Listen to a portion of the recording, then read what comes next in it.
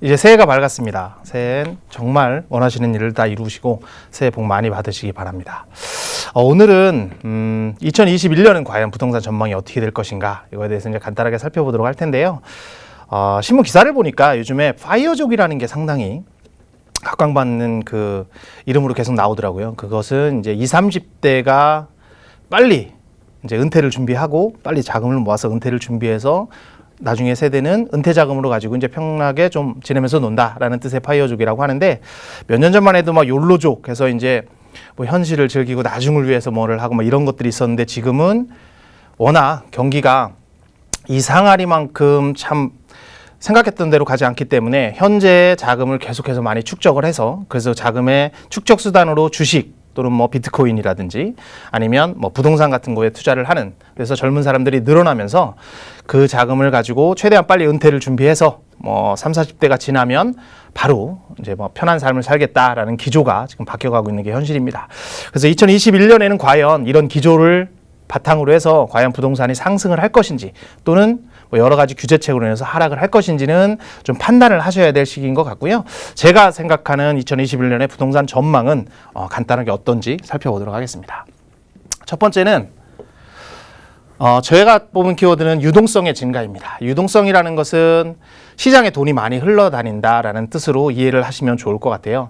지금 현재 상당히 저금리입니다. 기준금리가 0.5%, 지금 사상 최저로 내려와 있고, 뭐 미국 같은 경우에는 거의 0%대의 금리가 이루어져 있는데, 지금 사상 최고의 저금리 후 0.5%가 지금 이루어져 있는데, 시중에 상당히 돈이 많습니다.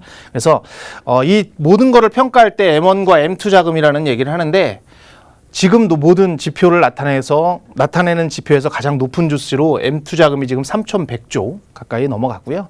M1도 지금 1,000조 가까이를 넘어가 있습니다. 그래서 그만큼 이 시장의 유동성이 엄청나게 풍부해 있다. 그래서 바로바로 현금화 시킬 수 있는 유동성이 많기 때문에 어느 곳에라도 투자할 수 있는 자금들이 들어간다. 그래서 사실 코로나로 경기가 상당히 안 좋음에도 불구하고, 경기가 안 좋을 때는 주식시장 또 부동산 시장들이 상당히 좀 악화일로가 돼야 되는데, 지금 주식뿐만 아니라 또 부동산, 그리고 심지어 오르지 않던 비트코인까지 상당히 많이 상승을 하는 그런 이상한 장이 열리고 있다라고 보시면 좋고요.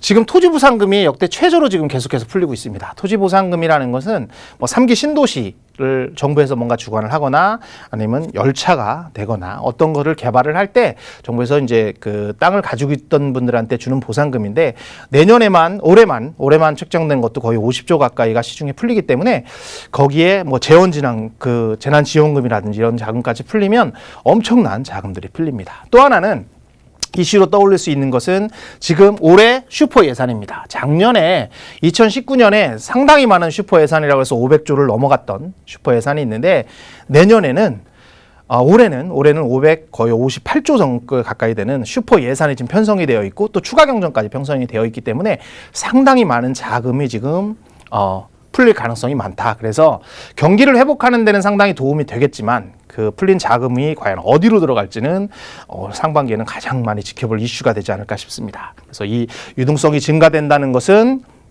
부동산에 상당히 가격을 올릴 수 있는 역할이 있다라고 한번 보여드리고 싶고요.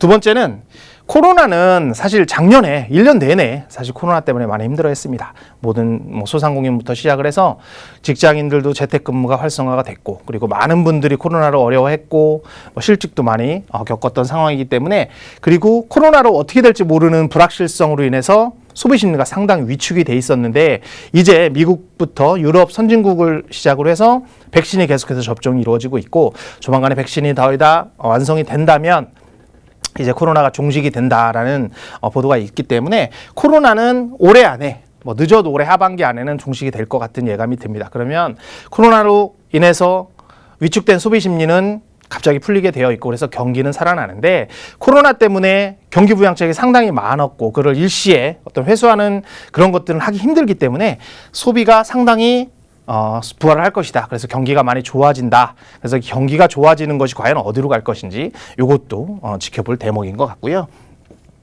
그리고 지금 상당히 전세난이 심합니다. 지금 전세난 때문에 주택 가격을 상승하는데, 사실 뭐 닭이 먼저냐 달걀이 먼저냐의 문제인데 전세난이 계속해서 심화가 되기 때문에 주택 가격이 오르느냐 아니면 주택 가격이 계속해서 상승하기 때문에 전세 가격이 오르느냐 뭐 이런 걸 가지고 사람들이 많이 설왕설래를 하는데 전세난은 지금 여러 가지 정책으로 인해서 임대차 3법도 그중에 하나였고 그리고 공급이 부족한 것도 하나였고 임대사업자가 폐지되는 거 그리고 뭐 지금 재건축이라든지 이런 거에 본인이 입주해야 되는 그런 것들 여러 가지가 복합적으로 작용을 하면서 지금 전세가가 많이 상승을 하고 있습니다. 서울 같은 경우도 계속해서 전세 가격 지수가 상승을 하고 있고 지방 같은 경우도 상승을 해서 이로 인해서 서울에서 살 수 없는 사람들이 조금 더 경기도 밖으로 나가고 그래서 경기도에 전세를 살기보다는 이제는 집을 구매해야 되겠다고 그래서 경기도에 또 집값이 계속해서 상승하고 그래서 계속 그런 파도처럼 효과가 계속해서 나타나고 있는 게 현실입니다. 그래서 전세난의 심화는 아마 올해도 계속되는 이슈로 자리 잡을 것이고 공급이 계속해서 늘어나는 상황에서 지금 사실 뭐 서민들이라든지 전세가 필요하신 분들은 3, 4인 가구들이 상당히 많은데 지금 정책들은 1인 가구에 좀 집중되는 현상이 좀 있기 때문에 약간 엇박자가 나는 상황이다. 그래서 전세난 심화로 인해서는 주택 가격은 아직도 올해 안에도 계속해서 상승할 수 있는 여력이 보인다라고 해서 좀 정리를 하고 싶고요. 그리고 대신에 이거에 의해서 이 부동산 가격이 상승하는 거 대비해서 지금 정부에서는 더 강력한 규제를 해서 이 부동산 가격을 잡겠다. 그래서 불로소득을 환수하겠다라고 해서 지금 하고 있습니다. 처음에 문재인 정부에서 들어와서 했던 기조는 처음에는 바로 수요를 억제하는 정책이었습니다. 수요를 억제. 그러니까 수요라는 사람들이 사는 것을 억제해서 즉 대출을 뭐 억제하고 무슨 세금을 억제해서 수요를 억제해서 이제 가격을 좀 잡겠다는 그런 기조였는데 조금 변해서 이제 공급을 통해서 공급과 수요를 해서 시장 가격을 낮추겠다는 기조로 많이 바뀌었습니다. 그래서 이제 수요와 공급을 통해서 가격을 조절하려고 했었는데 공급이라는 것은 뭐 다른 그냥 재화를 찍어내는 것처럼 그런 것이 아니라 부동산이라는 것은 긴 기간 동안에 살이 이루어져야 되는 상황이기 때문에 그로 인해서 사실 부동산이 많이 지금 가격이 오르고 있는 상황이 벌어졌습니다. 그렇지만 어쨌든 부동산을 불로소득을 환수한다는 정부의 입장이 강력하고 또 내년 한 해 이제 마지막에 이제 5년 차가 되기 때문에 부동산에 더 강력한 효과들이 규제들이 일어날 확률이 상당히 많이 있습니다. 아직까지 나오지 않은 것들은 물론 토지거래 허가제가 일부 구역에 있기 때문에 뭐 직접 전입을 해야 된다거나 토지거래가 안 나는 그런 부분은 있지만 더 강력하게 뭐 주택거래 허가제를 한다든지 아니면 정말 1세대 1주택법 이런 법들을 통과를 시켜서 무조건 1세대 1주택만 가지게 한다든지 아니면 취득세 또는 양도세를 지금보다 더 강하게 세금을 더 증세를 해서 좀 이 규제를 한다든지 하는 여러 가지 방식을 통해서 가격을 잡을 수 있는 상황이 있다. 그래서 지금까지 나온 24번째, 5번째 대책은 사실 그로 인해서 잠깐 일시적으로 하락했다가 계속해서 상승을 해서 계속 우상향하는 그런 그래프를 그려졌듯이 과연 이 정책을 통해서 부동산이 꺾일 것이냐 아니면 좀 더 오를 것이냐는 좀 면밀하게 봐야 될 상황이다. 이렇게 보여지고요. 5번째는 지금까지는 핀셋으로 해서 서울 경기도 그리고 서울에서도 입지 좋은 곳 경기도에서도 광역교통망이 잘 돼 있다든지 아니면 신도시 위주로 해서 가격이 많이 상승을 했었는데 지금 부동산 시장은 서울 경기는 대부분이 다 올라 있습니다. 입지가 좋든 안 좋든 간에 이곳은 가격이 좀 싸다 싶으면 그쪽 가격도 상당히 많이 상승하는 그래서 일산의 뭐 아파트는 사실은 예전에는 뭐 7천에서 8천 정도 형성이 되던 게 지금 1억 3천, 4천까지 거의 25년, 30년 된 아파트가 그렇게까지 올라가는 현상이 벌어지듯이 서울, 경기도는 계속해서 지금 가격이 상승하고 있고 서울, 경기뿐만 아니라 지방의 대도시 그런데도 지금 아파트 위주로는 가격이 계속해서 상승을 하고 있습니다.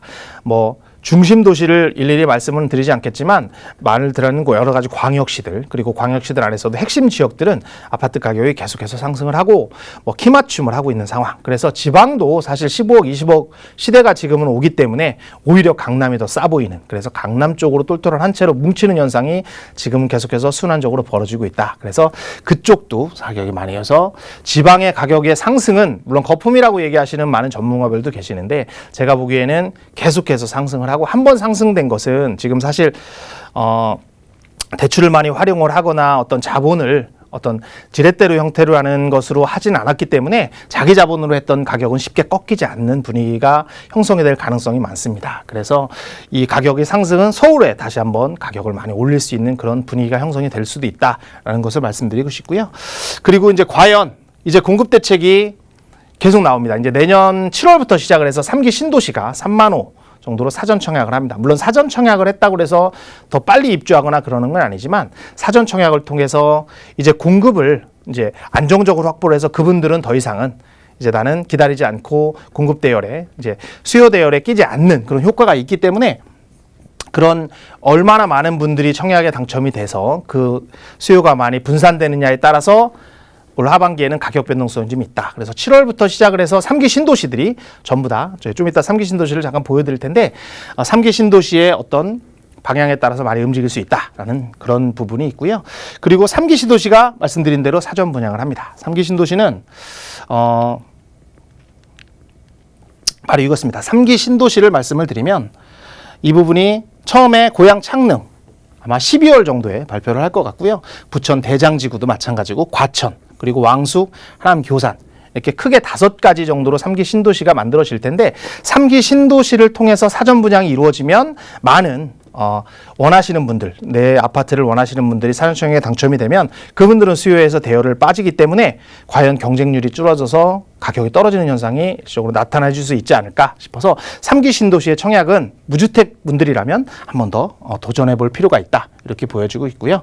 그 다음에 8번째는 공급 부족이 상당히 심화가 되고 있습니다. 이 공급 부족이라는 얘기는 뭐냐면 앞으로 이렇게 정부가 뭐를 하게 되면 공급을 통해서 내년에 또는 한 3년이나 4년 후에 이제 입주를 하게 되는데 지금 인허가율에 따라서 앞으로 3년, 4년 후에 이렇게 공급들이 많이 늘어나는 현상입니다. 그래프를 보시면 2017년에 거의 10만 호 가까이가 인허가를 받았습니다. 2017년이기 때문에 지금 계속해서 입주하는 아파트들이 여기에 해당이 되는 것이고요. 지금은 5만 5천, 올해는 5만 이렇게 계속 줄었기 때문에 앞으로 3년 후에는 상당히 인허가가 낮아지는 것이고 서울 기준이기 때문에 3년 후에는 지금보다 거의 반 이상 떨어지는 인허가 착공 물량으로 인해서 공급이 많이 부족합니다. 그래서 공급이 부족으로 인해서 가격 상승이 상당히 오를 수 있기 때문에 과연 이번에 정책에서 얼마나 용적률을 올려서 공급을 늘리느냐의 대책에 따라서 수요를 억제할 수 있는 정책이 부동산 가격의 핵심이 될 것 같다라는 느낌이 들고요.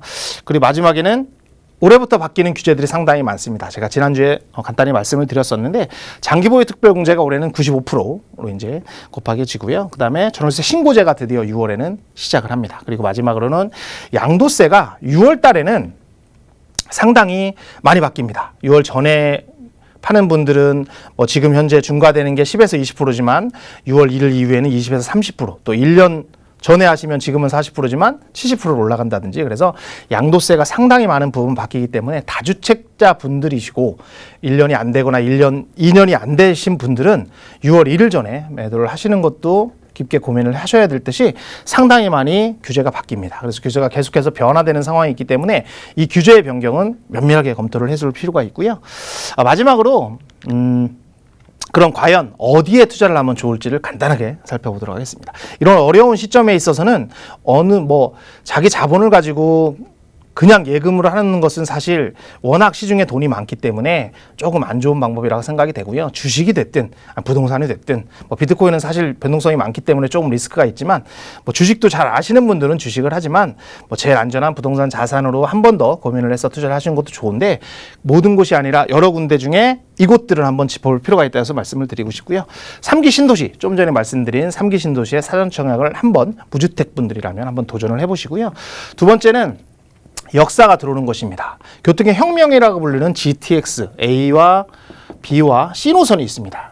C 노선에 지금 33개 정도의 역사가 들어설 예정인데 이 인근에 재개발을 예정한다든지 아니면 재건축을 바라본다든지 하는 아파트들 위주로 해서 투자를 해보시면 상당히 좋은 효과가 있을 수 있고요. 지금 그리고 공공재개발이 지금 되고 있습니다. 1월 중순 또는 3월 말 정도에는 어느 정도 윤곽이 나타날 것 같은데 공공재개발이 예정되는 후보지들 70군데 정도가 있는데 이곳들을 한번 유심히 살펴보시면 좋을 것 같고요. 그리고 재건축도 초과이익 환수가 있다 아니고 그리고 또 입주를 해야 된다 여러 가지 규제들도 많지만 아직까지 재건축도 상당히 큰 메리트가 있는 것이기 때문에 재건축 예정지 특히 강남이나 목동 좀 자금의 여유가 되시는 분들은 이 부분도 한번 고민을 해보실 필요가 있고 마지막에는 저평가된 아파트들을 찾는 것입니다. 물론 지방으로 갈수록 빌라보다는 아파트에 투자하시는 게 좋은데 과연 얼마나 저평가되어 있는지를 한번 따져보시고 그곳의 인구 밀도라든지 그리고 앞으로 개발 가능성 이런 것들을 좀 살펴보시고 지방이라도 좀 가능성 있는 곳에 투자를 하신다면 올해 하반기 오는 2021년에는 꼭 성공할 수 있는 그런 한 해가 될 거라고 확신합니다.